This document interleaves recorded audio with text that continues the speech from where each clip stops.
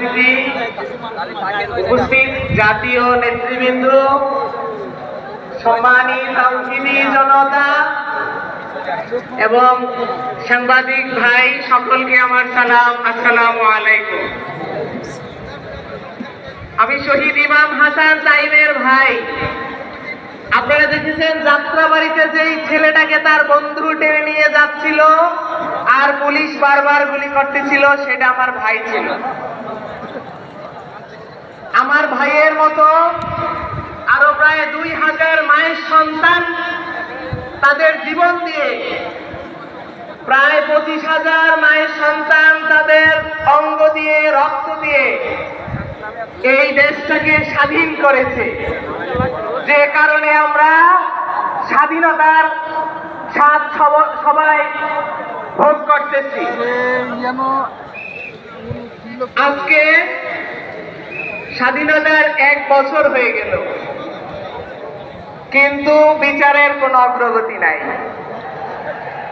1 বছর হয়ে গেছে, একটা বিচারও আনুষ্ঠানিকভাবে, একটা মামলারও বিচার শুরু হয় নাই।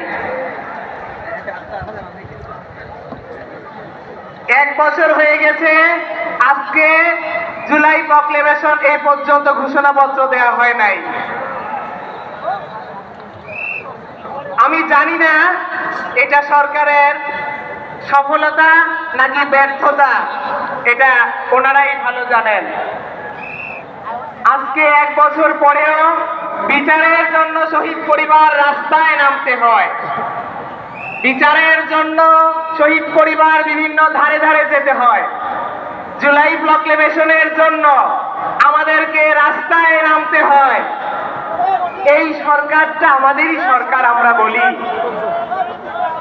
এতগুলো শহীদ ভাইদের এবং আহত ভাইদের রক্তের উপরে পা দিয়ে সরকার ক্ষমতার মস্তদে বসেছে।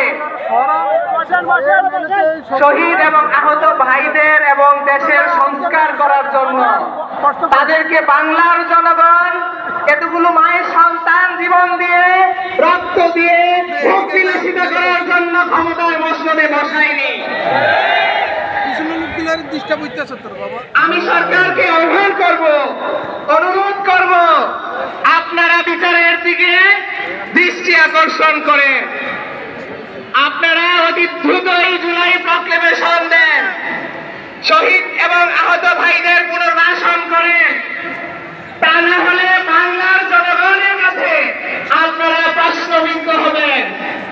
আর একটা কথা আপনারা দেখতেছেন যে হেড অফ দ্য ডিপার্টমেন্ট ছিল আইজিপি, বিভিন্ন রকমের চক্রান্ত চলতেছে তাকে ক্ষমা করে দেওয়ার জন্য। আইজিপি যে পুলিশ বাহিনী এতগুলো মায়ের সন্তানের উপরে গুলি চালিয়েছে, আমি সবসময় সেটা বলি, একটা হত্যায় যদি একটা পুলিশ জড়িত থাকে তাহলে 2000 হত্যার জন্য 2000 পুলিশকে গ্রেফতার করার কথা ছিল।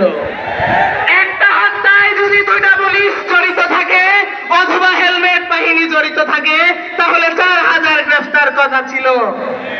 এই পর্যন্ত এই আমাদের সরকার যেটাকে বলি আমরা, কয়টা খুনিদেরকে, কয়টা পুলিশদেরকে গ্রেফতার করেছে? আমি বলবো বিচার নামে তাল বাহানা করবেন না।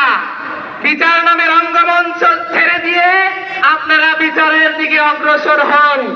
ইনকিলাব জিন্দাবাদ। আসসালামু আলাইকুম।